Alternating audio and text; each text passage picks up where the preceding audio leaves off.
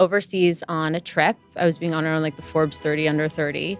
And I broke out in shingles. I wasn't getting answers. When we had this idea, we went and met with world-renowned OBGYN, and she said, you need to do it. It is necessary. I know now you've raised $27 million, which is incredible. We know that less than 2% of VC funding goes to female-founded companies. The cards were stacked against us. I am so grateful to be a mother of 2 and have my little girl. I would be lying if I didn't say I looked at that test and I was shocked. Like, this is so selfish. Why am I doing this? There were so many nights that I spent in my closet paralyzed with fear. Being underestimated can be a strategic advantage. Mm-hmm. That fuels something, I think, in most entrepreneurs to just say, watch me. Yeah. Mm-hmm. We're very proud to say that our entire board is women. My whole board was men. Yeah. Over 50. Yeah, we love it. Okay, so we have Alex Taylor of Perelel in today. Thank you for joining us. Yes, of course. Thank you for having me. I'm such a fan of both of you. So. Thank my you. Gosh. We're very excited Thank you. and to learn more. Let's start like before Perelel. I know you were at Free People. Like, tell us a little bit about your background that then led you to Perelel. I mean, looking back now, I see how all the dots connect. But when I was in it, I was like, what is going on here? So I started out my career in fashion. I worked at Vogue. And from there, I moved from Vogue to a startup, got a bit of the startup bug. We essentially had created a whole suite of websites built around celebrities, almost like Goops, for everyone from like Jennifer Lopez to Lauren Conrad, Michelle Pfeiffer, like a whole random suite of people. But what was fascinating was we started to really understand what content gets people to purchase products, build trust. And also, this business was launched around the same time as Twitter. Mm-hmm. And people were just starting to understand how to use Twitter and Facebook to mobilize audiences, to bring them to a website, to convert, et cetera. So that was an incredible training ground for me. And we built and sold that company. And that experience, I think, definitely sparked something in me that, wow, the possibility, the opportunity. I knew one day I'd want to create something of my own. Mm-hmm. From there, I went on to work with L'Oreal on their very first content marketing website, which was fascinating. I was recruited by Google. I worked for Google, which was a lot of the big ones. A wild experience. I remember I went through 7 rounds of interviews for that. It was I have heard that. Yeah. Apple is the same. Mm-hmm. I have friends at Apple. I've interviewed at both and didn't get the job. Perfect. You know, the grass is always greener. It was a great experience, but also candidly, I remember walking in every day not feeling like myself. And it was because I really loved fashion. I liked being closer to the consumer. I didn't necessarily love being the platform. Mm-hmm. I'm proud of the work I did. I loved what I learned. It was like at the time that big movie came out about working at Google. What was that? Like Owen Wilson or something? It was like so silly. That was a good movie. It was like such a sought after place to work. And I remember being so unhappy and feeling guilty about that. Mm-hmm. But I remember reframing my perspective and thinking, okay, this is where I'm going to get my digital MBA. I'm going to learn everything I can learn. I'm around the brightest, most incredible people. And I did just that. And from there, I had connected with the founders of Who, What, Where. And this was very early days Who, What, Where. If you recall, it used to be a daily newsletter, 1 email a day, very kind of small scale business. And I really understood how to scale a business from my startup experience and what I saw at Google. And I wondered why they weren't running it like a full-scale digital media empire. And really, this is before websites really popped off. People were still holding onto their print. It was a different time. If you went to Vogue's website, there was literally a little box where you would enter your physical mailing address. Like, it was early days. Yeah.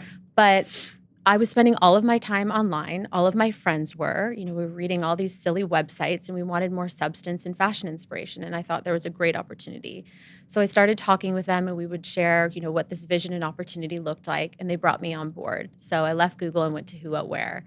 And at Who, What, Where, we launched Birdie, we launched My Domain, we scaled Who, What, Where into a massive media company. I became the president and executive editor-in-chief of Who, What, Where, Birdie, My Domain, and a few other entities. You were the president? Launched. Yes. Wow. It was a fascinating experience. I had an opportunity to work with 2 incredible founders. And I ended up learning about fundraising and capitalizing a business. So I helped lead the Series B and Series C. Mm-hmm. So that gave me such a deep and intimate education on how does a cap table work? Like how do all of these pieces go together? And I started to realize, wow, I'm getting such a depth of experience. I was also there during the time when we transformed Who What Wear into a consumer products company as well. So we developed the Who What Wear for Target collection. We developed Versed. We incubated Merit, which you might know today. Mm-hmm. So it was just an amazing time. And what I realized there was I loved leadership. I loved operating. I opened up Who What Wear in New York. I launched Who What Wear in Australia and the UK.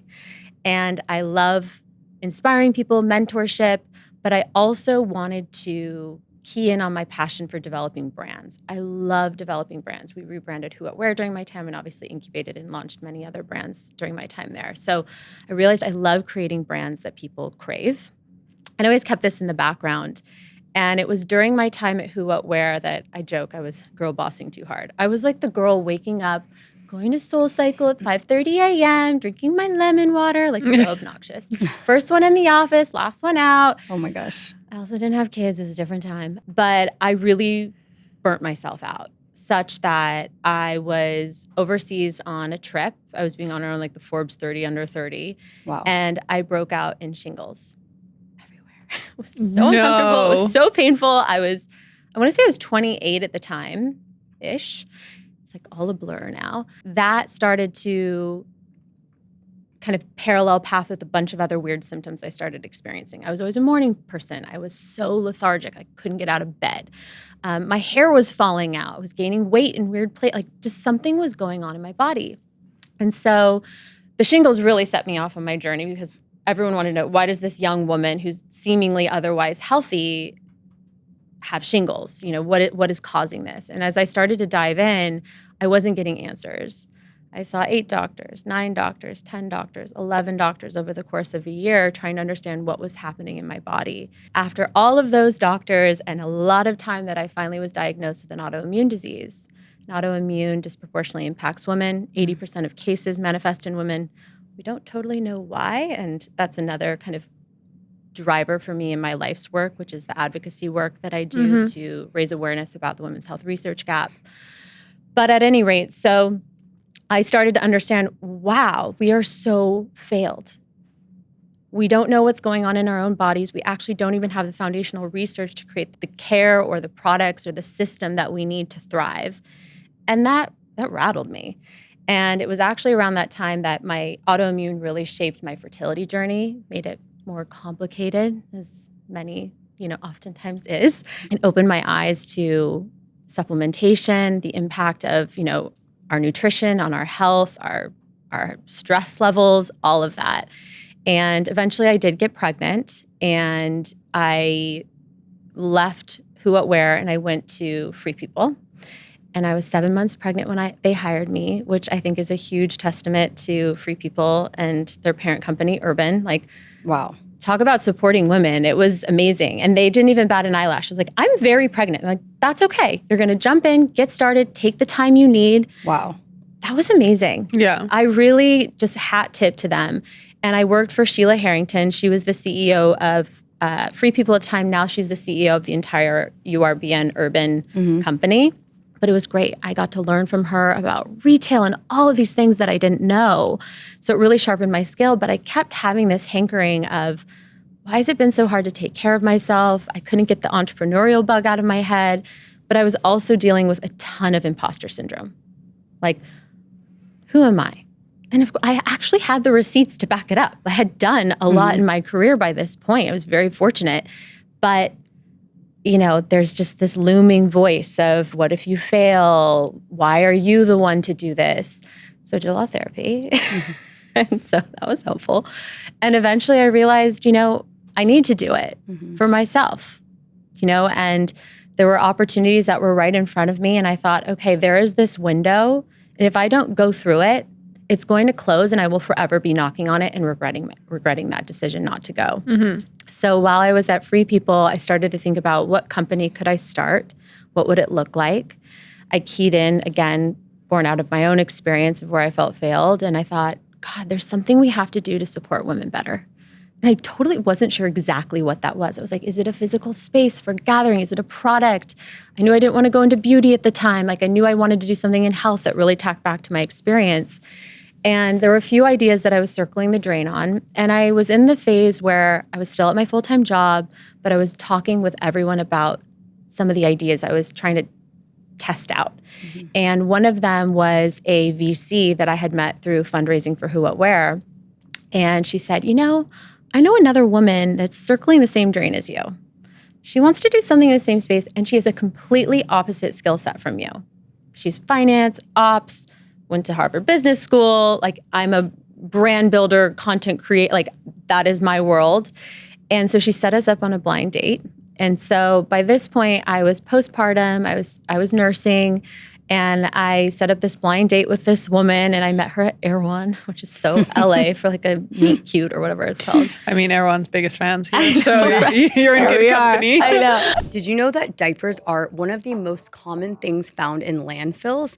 And most of them are basically plastic that takes over 400 years to break down. Most diapers are actually also bleached. I'm so happy I found the first and only unbleached diapers, Hiro, Hiro. No fragrances, no lotions, no dyes. These are the only thing you should be putting your baby in, truly. And they're so insanely soft, and they use this really cool fungi technology to break down the plastic once they're in landfills. You're insane if you're using any other diapers besides Hiro. Use code Natalie for a special offer, and you can visit herodiapers.com/Natalie. And what year is this that you meet? Because I know you launched in 2020. I just want to hear where we are in the story. 2018-ish around this point. Okay. So I meet my co-founder. She was also a new mom. She had just given birth to her second. I had just given birth to my first. And so we both showed up that first time, and we're like, I have to get back in 45 minutes because I got to feed and pump. And she's like, me too. I'm like, cool, we're on the same page here. So we actually started to meet regularly and talk about opportunities and where we felt failed and what we saw that we could do. And we keyed in on the vitamin and supplement space because ultimately it was born out of a problem that we were struggling with. We found it very challenging to take care of ourselves, prepare, and ensure that we were providing the most, healthful outcome for ourselves and our families when we were in the midst of that stage. And I really believe that the problem that you're best equipped to solve is the one that you're struggling with yourself. Mm-hmm. And I think every founder, whether it's both of you, you have keyed in on a problem that you have personally experienced. And only then are you really the best person to do that. Mm-hmm. And so we realized, wow, we feel failed by the system, by the products on the shelves, by how confused it is. At the time, by this point, it's 2018, 2019. It's so easy to have anything at your fingertips. And yet, why is it so hard to take care of ourselves? Walking down the aisles of Whole Foods, knowing which supplement to take, what to trust, it shouldn't be that difficult. And as we started to dig in, you start to peel the onion. And all the many layers become very clear and evident is wow, there's so many incredible products, but they're not created by the doctors and experts that know best, that are not working with this woman day in, day out.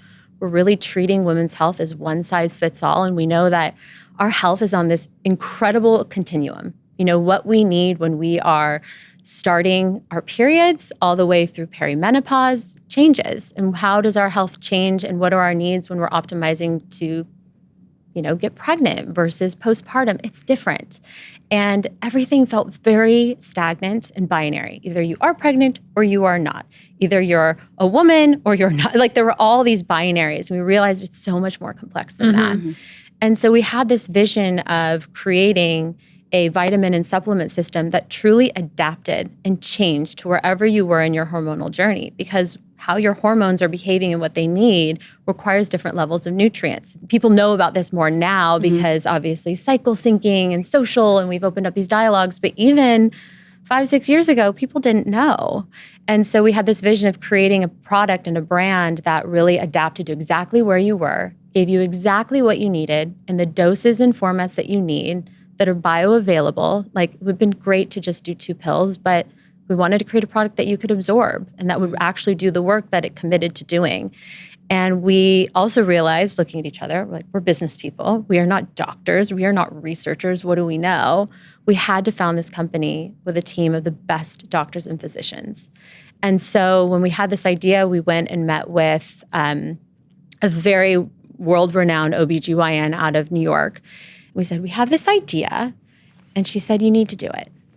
It is necessary. You must create this. And she connected us with a whole string of different doctors and researchers that are best in class And they all wanted to do it, not for money. They didn't want anything. They just wanted to create a better product for their patients. And so they all came together, do the formulation, and then I oversee all the content, brand, marketing side of the business. My other co-founder oversees kind of the finance, operational, growth side.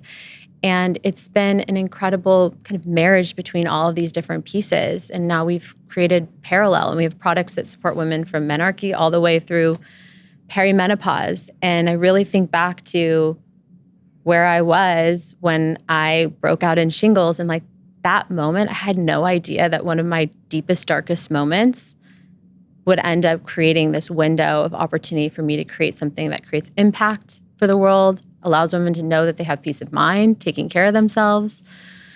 So yeah, it's a wild road, but that's like the TLDR, not TLDR, that's a very long TLDR on just how I started out and where I am now. There's so much to unpack in that story. I'm like, I could go so many different directions. I want to talk about the branding too and like the packaging, because I feel like that's different. But let's talk about you. Okay, so you met your co-founder, you have the team of scientists, now you have to make a product, and it's a very expensive market. I know now you've raised $27 million, which is incredible. We most recently closed that round, What funding did you start with? And like, what was that process of like getting this to market in a crowded category? Because you are up against some giants. I mean, it was like staring up Mount Everest on day one. So my co-founder and I decided that if we woke up on January 1st, 2020 and wanted to do this, we would do it. And we texted each other that day and said, let's go. And so for those first few months, we started to kind of figure out what our game plans would be, both personally, professionally, putting all the puzzle pieces in place to start a company. I was still working at Free People. I was in a position where I wasn't able to not work and not be paid. I live in a dual income house. I had a mortgage, so I had responsibilities. So I had to kind of figure out how I was going to make that happen. But ultimately, we created the business. We realized that because our philosophy is so rooted in targeted nutrition, we couldn't just launch with one SKU. We needed to launch with a family of SKUs that communicated that value prop instantly. And so we wanted to launch with 5 SKUs, which is very counterintuitive. Prenatal, post. Yeah, so we had a product for trying to conceive, so conception, each individual trimester of pregnancy, so a first trimester pack, second trimester pack, third trimester pack.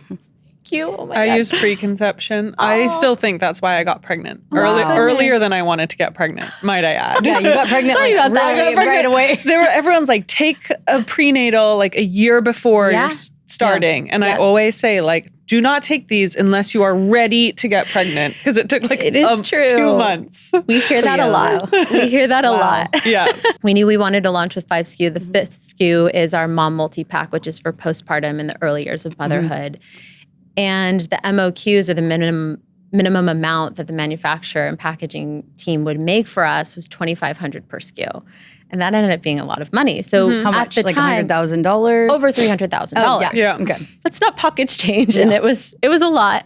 And then also we needed to be able to market this. There were other costs of doing business, getting our website built, all of the things. Also, when you say one SKU, like your SKUs have multiple supplements within them. That's what makes it doubly complicated. Yeah. Exactly. So it's not just sourcing one CoQ10 pill or one, developing one prenatal. Exactly.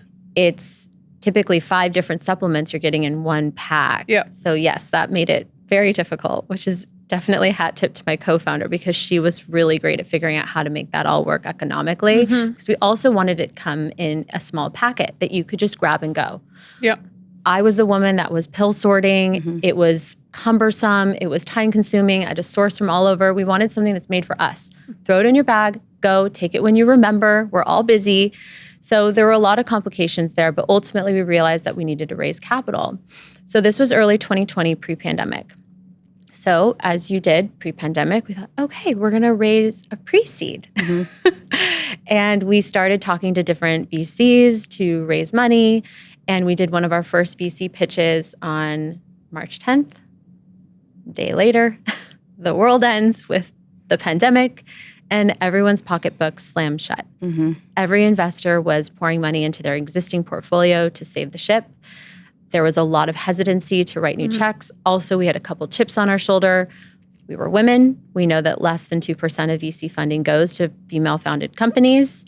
think it's actually lower than that now, which is really depressing. The cards were stacked against us. And so when we realized that we weren't going to be able to raise capital, we looked at each other and said, well, do you still want to do this? And we did. We saw something that we couldn't unsee, and we knew that it needed to be created, and we knew that it would bring ease and peace of mind, and also the potential to change a category and get people to take women's health seriously. So we bootstrapped, which is why I can't wait to read your book. Might be too much PTSD for me. Yeah, for sure. No, I have so much respect. We bootstrapped. We brought in capital from our friends and family. We poured in a ton of our own money. I took a lien on my own home so that I could afford to start a business. Again, I just didn't have that type of capital accessible to me. Put in my life savings, my co-founder the same. We all bet the farm on this thing. And sometimes looking back, I realized there's no reward without that deep risk and that commitment, but also that unwavering belief that you're going to do it. You're going to take that next right step and push it in the direction it needs to go. And so through those early days, we continued to do fundraising, calls and meetings just in case someone, and I will never forget, there were over 100 no's. If you've ever thought about starting a company or you're already in it and figuring things out as you go, I wrote Bootstrap Empire for you. It's the real story of how we built Bala from a scrappy side hustle into a global brand without a traditional playbook or unlimited capital. This book has the lessons and advice I wish I had from day one. Think of it as your mentor in a book format. Bootstrap Empire is out now and available on Amazon, Walmart, Target, Barnes & Noble, and more. If you're building something from scratch, this one's for you. Visit bootstrap-empire.com to learn more. We eventually did a safe note, again, with friends and family to keep the business going. We launched the business in September of 2020. Our goal was to launch September 1st, 2020. We launched September 30th. So by the hair on our chinny chin chins. Actually. Pretty darn good. Really rallied our different communities to help and support us. I got an old web developer that I worked with from my days at Who What Wear to build our website. I worked with our old creative director to help me develop the brand, visual identity. It was also deeply heartening to see my community show up and help me. I think as someone that was formerly an editor that was all about, look at your brands and showcasing you, it was hard to reach out and ask for help. And that's been a very humbling piece of the founder process, which I'm sure you can both relate to, is that moment where you're completely broken. You're like, I need to accept help. And it's not bad to have help. Obviously in those early days, we couldn't fully salary ourselves or pay ourselves. And so that was really challenging because the pandemic happened. My husband works in movie production, physical production, and so he was unable to work.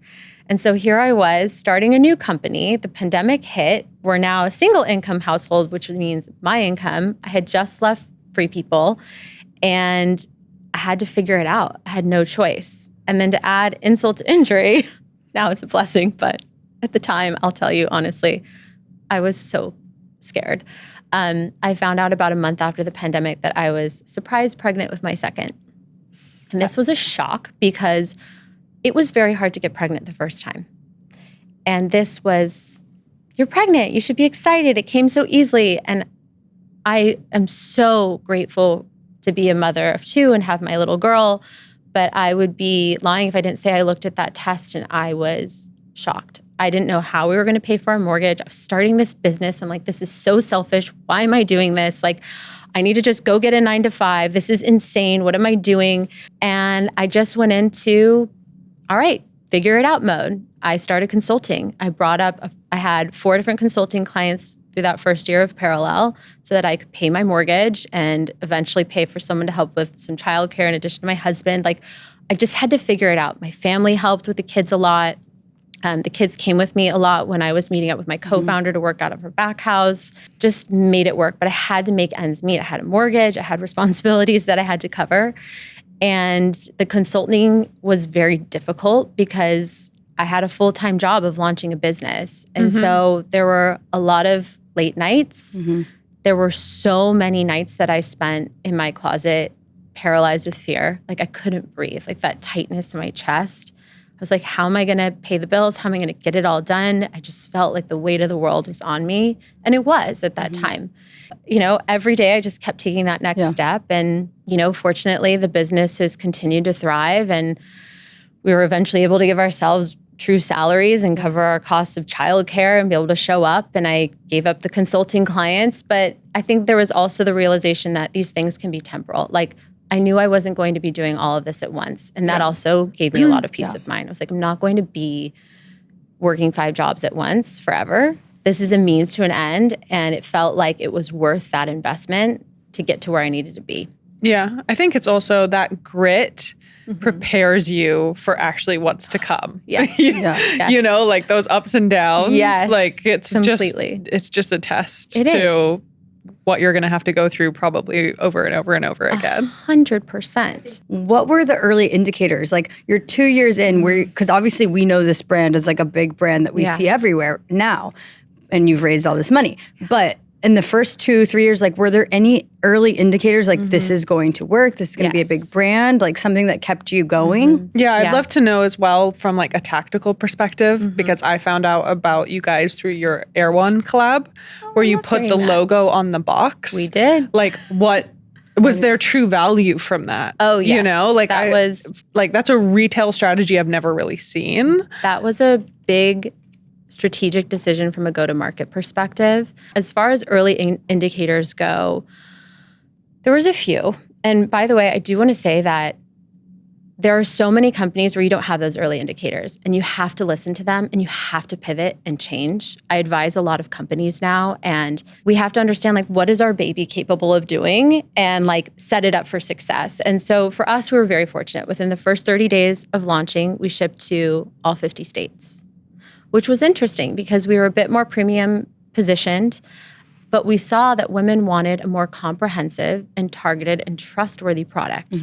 So that was an early indicator that we were on to something that could also scale meaningfully, because we had modeled this out. We did need to be able to not just be a prestige brand, we need to be more masstige and accessible. And so that was a really helpful indicator for us. Anecdotal feedback from customers. We had people writing into our customer inbox, thank you for solving X, Y, and Z, the exact problems we wanted to solve in our investment, in our deck. You know, thank you for making this easy. Thank you for giving me peace of mind. Thank you for ensuring that this is backed by actual science that's credible. And so just seeing that anecdotal feedback came in, also great indicators.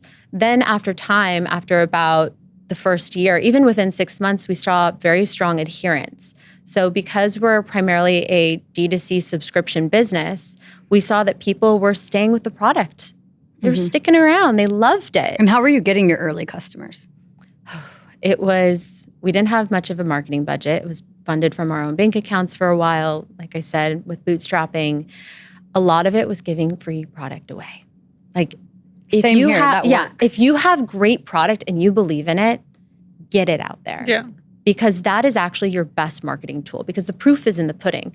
It's hard when you don't have a great product, but if you have a great product and you believe in it, get it into as many people's hands.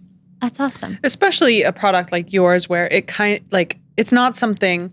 Yours is a little different. You have a bala bangle, you have it for life. You know, they're not a customer. They are, That's our because now biggest problem. now you have other products. But like your product, it's not something you're just going to take once. You're going to try it, see how you feel, and then they come back as subscribers. So like that really makes sense as a strategy. Completely. But we had to think about that too in the early days, because we wanted to create a brand that was truly a life cycle brand, something that would not just serve her during this moment in time when she was starting her family, but how do we build trust to be her go-to brand during one of the most critical moments in her health journey, and then earn that trust to be with her as she navigates new chapters, whether that be dealing with different health issues like PCOS, or navigating postpartum or perimenopause. And so we really thought about that. So when we set up our subscription, we set it up so that when you came on if you come in through a pregnancy product, we collect your due date, and your subscription actually automatically updates to the next SKU as you move through your journey. So if you sign up and you're,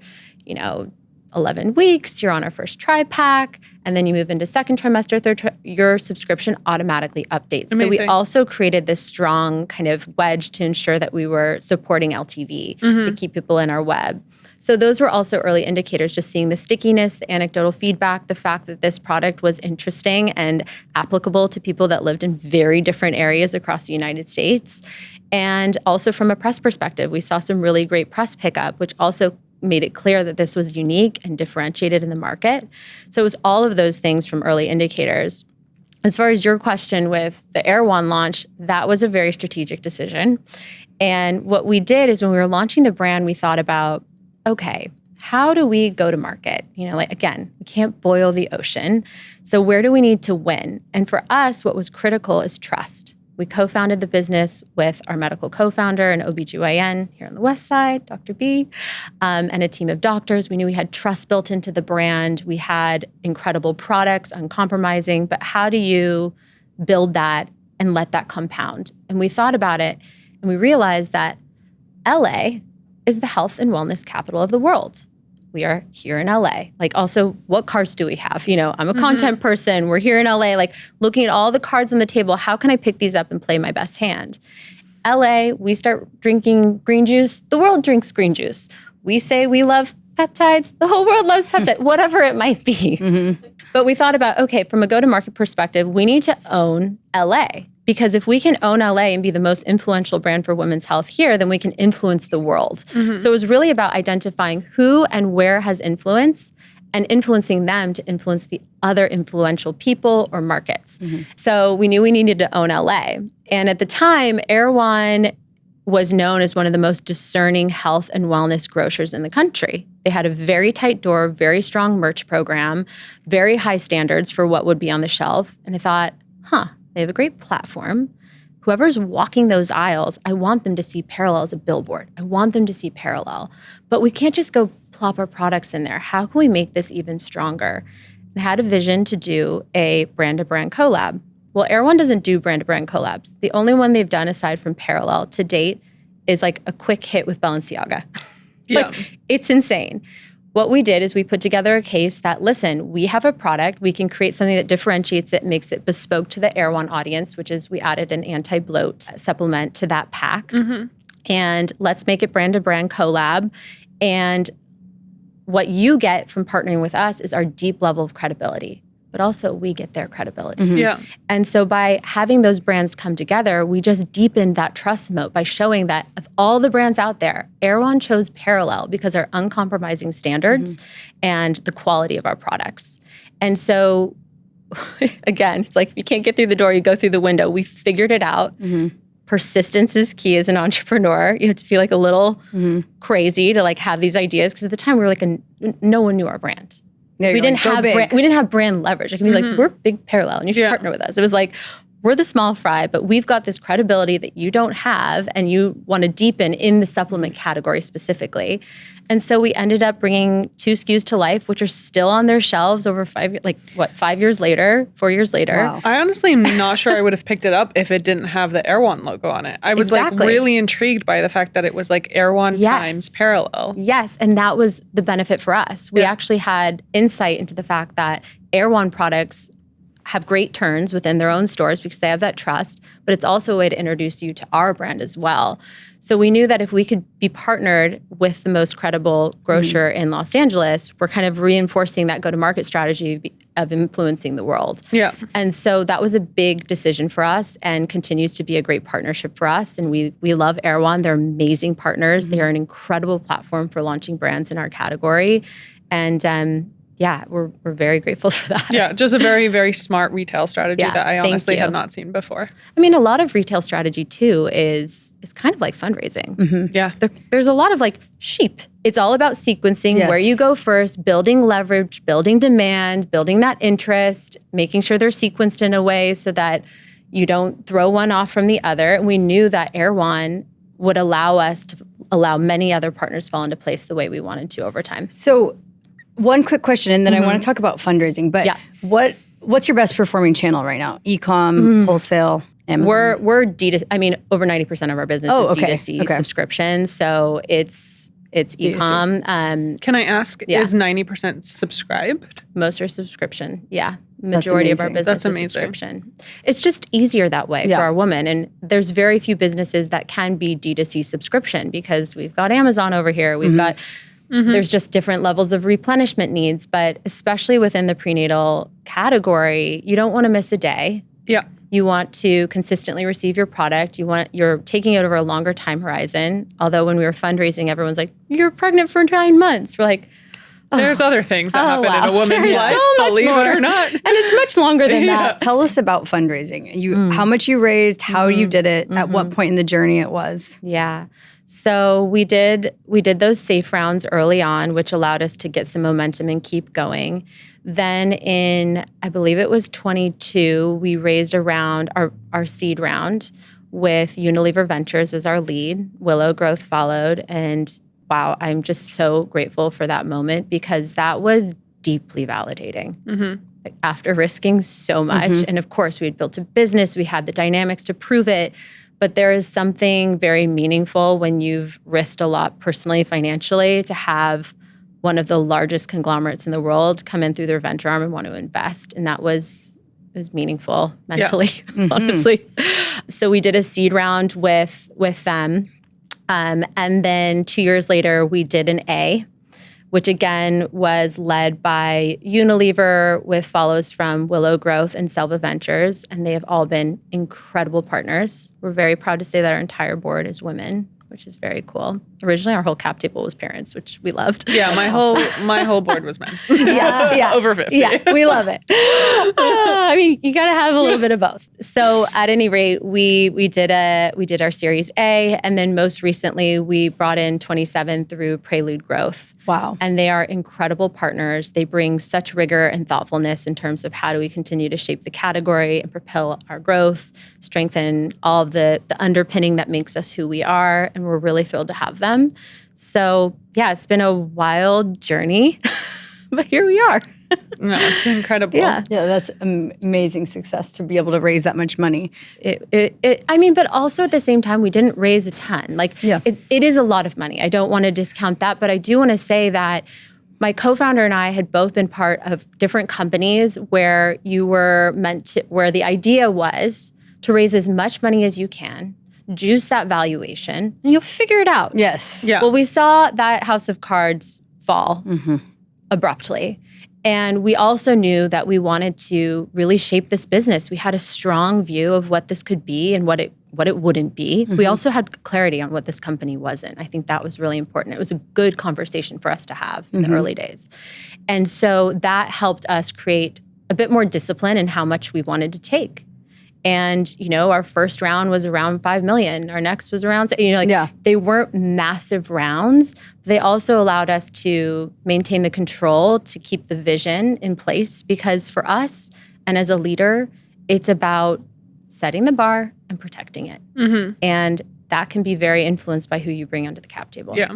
I mean, you said it yourself as well. Like for women, it is just really hard. It's much harder to raise money. Very, yes. And so when you're talking about not just two female co-founders, but a product that is all about women, it makes the barrier even harder because generally the people you're asking for money, in your case, it sounds like you have a very female skewed board, but generally you have to go through 50 to 100 other people to have those yeses that are predominantly men who don't understand that problem, right? So it is, when we say like that much money, it's not that it's a lot, it's that we know how hard it is. Yes, completely. And I think looking back, and I think this might be the case for many of us, is that being underestimated can be a strategic advantage because that fuels something I think in most entrepreneurs to just say, watch me. Yeah. I was reading Estee Lauder's autobiography. It's out of circulation, but if you can get your paws on it, it's like on Etsy. It is such a great read, but it was so fascinating. What propelled her was a moment where someone really discounted her and underestimated her. She was like doing someone's makeup in some department store, and she told the woman, "I love your jacket. It's so beautiful." And the woman looked at her and said something to the effect of like, "You could never afford this." And that lit a fire in her belly. And decades later, she credits that moment to the let me show you what I can That's do. wild. I know. Isn't that a wild Wild? thing to say to someone? I know. Isn't that insane? That's like a dated thing to say It's if you say that in the so 80s, 90s. wildly rude. That's but crazy. I think the idea that people underestimated the women's health category fueled us to say, no, there is something real here. I think the way you set it up too is, I don't know, I'm sure it was Yeah. so intentional, but like the first, second, and trimester, that you know, because you don't really have everyone's attention to give them the full spiel ever. You have no time with them. But that tells me all I need to know is that Visually, that yes. wow, you have 3 different packs and Yep. everything else is just blanket prenatal. Like this is what I need. Yeah. That's all you need to know right there. You don't even feels have to so much more educate them. personal. It's a show, Personalized. don't tell. We knew that we could instantly show that. It makes people think, oh, I need targeted nutrition. Yeah. I know exactly what they're offering. And that was a huge piece of it. So if you can achieve that, it's great because customer education is, you don't always have the time with them. no, never. Okay, so obviously you broke into this very competitive category. Yes. What advice would you give somebody who wants to break into a competitive category? Skincare, health, anything. First of all, what can you uniquely bring that's different? So when we were entering the vitamin and supplement category, talk about crowded. My goodness, there's so many brands, so many sharp elbows, so much big money.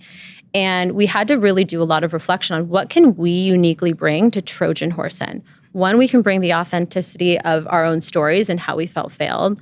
2, from a skills perspective, I'm a former media content person. Like I understand how to build media businesses and scale them and create brands. So how can we lean on those skill sets? So we treated the business, as far as the marketing engine goes, like a media company for a long time. It was about creating content and letting people come in and connect with that and introducing them to the brand.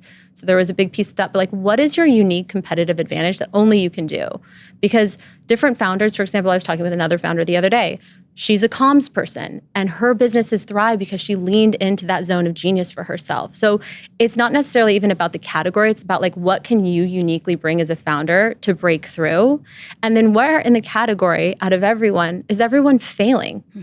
And let that be your bright spot. And how can your skills intersect with that? And I think if you can find that inflection point, that's where the magic is. Day-to-day, like favorite tool, Shopify tool, something that like, Yeah. you know, there's so many of them. We were talking about this earlier Yeah. and most of them suck. Totally. What is something you will call out? We've been on recharge for a long time because of the subscription dynamics of our product. Obviously, Klaviyo has been a day one OG platform for us, hasn't steered us wrong. I think other tools and platforms that we've found have been really productive and created change to the bottom line for us. ShopMy has been incredible for us. Yeah.